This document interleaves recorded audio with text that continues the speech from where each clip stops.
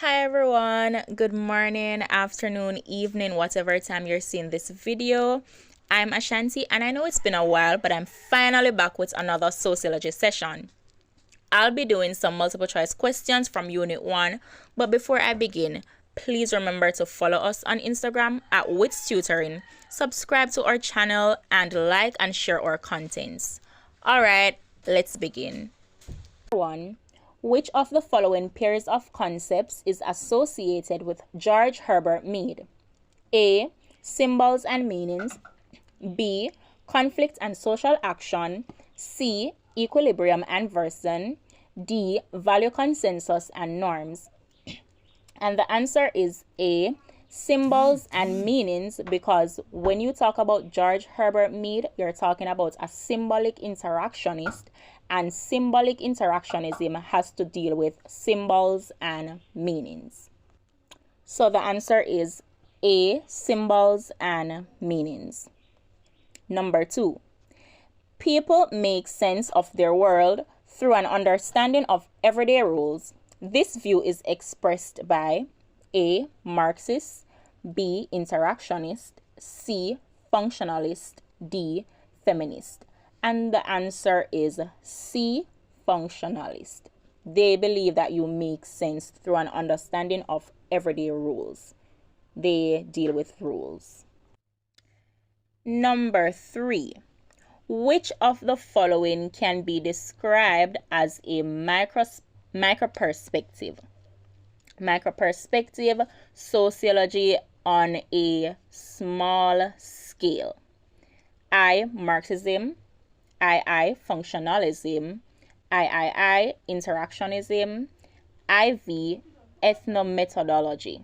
And the answer is, as we know, Marxism and functionalism are macro perspective, sociology on a large scale. Therefore, the answer would be D, III and IV, interactionism and ethnomethodology, micro perspective. So the answer is D. Number 4. Which of the following is a source of primary data in qualitative research? A. Official statistical report. B. Structured interview. C. Participant observation. D. Government report. The answer is participant observation. That's primary and qualitative data. Right? So the answer is C. Participant observation. Number 5. Which of the following would most likely be used in quantitative research? Quantitative research having to do with numbers. Yes, quantity. Let's talk about quantity. Qualitative research has to do more with words and expressing yourself through words. Quantitative is more of the numbers. When you're doing questionnaires and you're tallying it up, that's what quantitative research is all about. So which of the following would most likely be used in quantitative research, where you can put your data on graphs and charts and in tables? A. Case study. B. Structured interview. C. Unstructured interview. D. Participant observation. The answer would be B. Structured interview. Next question, number 6. The term popular culture refers to the A. Cultural products in society. B. The culture of the elite in society. C. The culture of the masses in society. D. Abstract aspects of culture in society. And the answer is C. The culture of the masses in society. That's popular culture. Next question. Which of the following are not agents of primary socialization? I. Church. II. Family. III. Friends. IV. School. And we all know that the family is an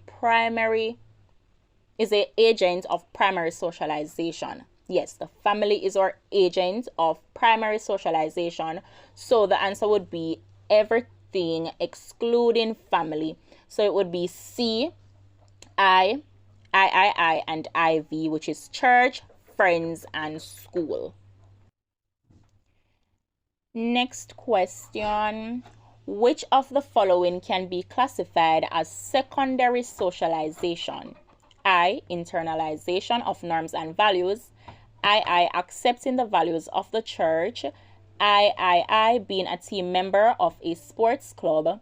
IV, accepting the ideology of the ruling class.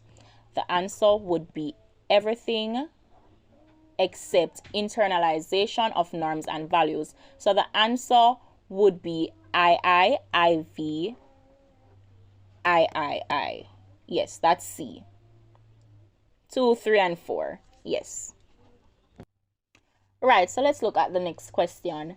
Ethnocentrism can best be described as the existence of cultural diversity, ethnic group at the center of the universe, evaluation of culture from one's perspective, viewing of one's culture as morally correct. So let's look at the word ethnocentrism and what it means. It is the belief that one's own cultural norms and values are superior to those of any other culture that may differ. So it's believing that your culture is top tier and everyone's culture, rubbish.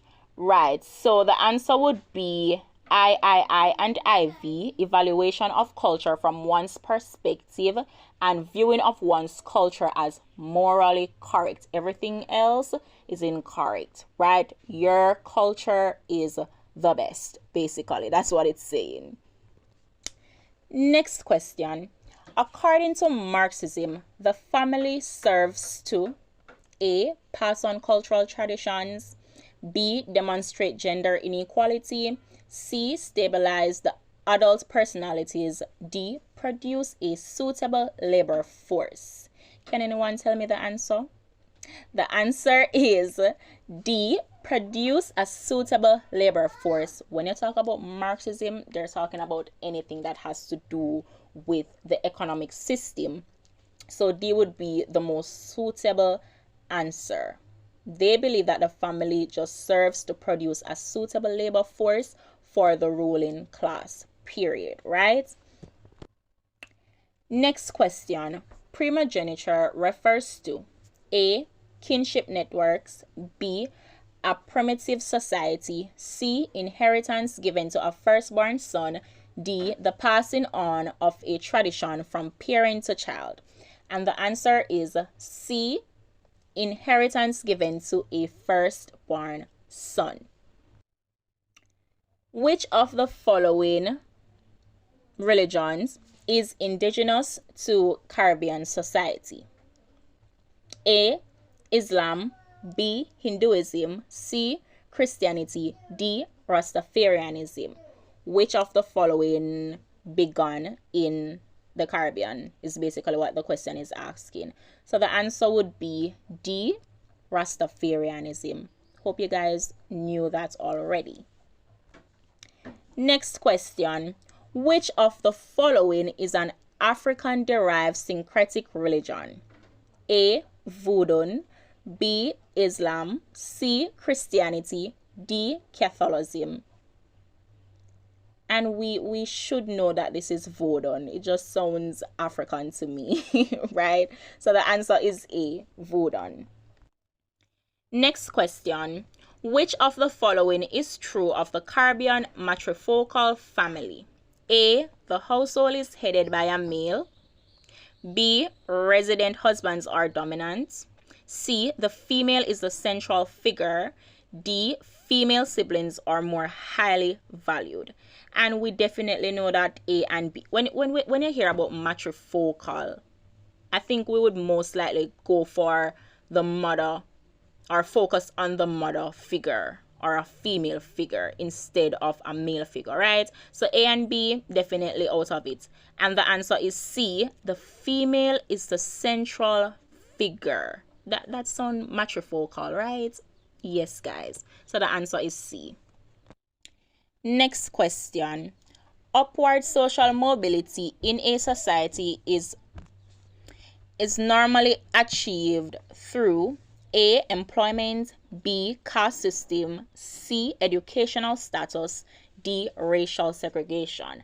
And the answer is educational status. Education is the key to success. That's the quote, guys. Right, that's how you would get upward social mobility in a society. Well, in a open society, right? Next question. Which of the following is least representative of open stratification in the Caribbean? A. A person's mobility is determined by birth. B. Female mobility in the occupational structure is based on success and effort. C. A person's status can improve or decline. D. Male mobility is based on success and effort at work. And the answer, least representative of open stratification. The answer is A. A person's mobility is determined by birth. That's in a closed society, right? So that would be closed stratification. Yes. Next question. In what ways has Caribbean stratification changed in the last 100 years? I wasn't even born that time, but let's see. A. Social inequalities have almost disappeared. B. Opportunities for females to work have decreased. C. East Indian culture has become dominant in all islands. D. More lower class groups have benefited from educational and occupational opportunities. And the answer is D. Yes, more lower class groups have benefited from educational and occupational opportunities. That is through changes. Yes, that's through changes happening in today's society. Let's just say that. Right? Next question. Yes, next question. According to Durkheim, a social fact is A. External to the individual. B. Obvious in all institutions in society. C. Functional for social order and role allocation. D. Necessary to maintain societal integration. The answer is A. According to Durkheim, a social fact is external to the individual. Yes, that's the answer. Next question, guys, and we're almost there. Be patient with me. Next question. The Marxist view of education stresses that A. Society rewards individuals for hard work. B. Education allows the elite to dominate society. C. Individuals acquire skills which allow them to meet societal goals. D. Education facilitates the teaching of norms and values to young people. And the answer, Marxist view on education. Yes, education allows the elite to dominate society. That's what they're going for. The elite, the ruling class, they are exploiting the working class in society, right? So B is the answer for this. And the last question, guys. Secularization may best be described as an enrichment of religious beliefs, an increase in religious practices, the reduction of religious influences, the growth in the number of religious sects. And the answer is C, the reduction of religious influences. That's the answer, guys. Alright guys, so that's it for this video. Don't forget to like, share, and subscribe to this channel, and leave a comment down below. Turn on your post notification bell so you don't miss any updates on more informative contents. Our contact information is posted in the video description below and is also on the screen. You can improve your academic performance by simply signing up with Tutoring. So what are you waiting for? Ensure you tell a friend to tell a friend to tell a friend to sign up with Tutoring to get those amazing grades in school and in your external exams. Bye.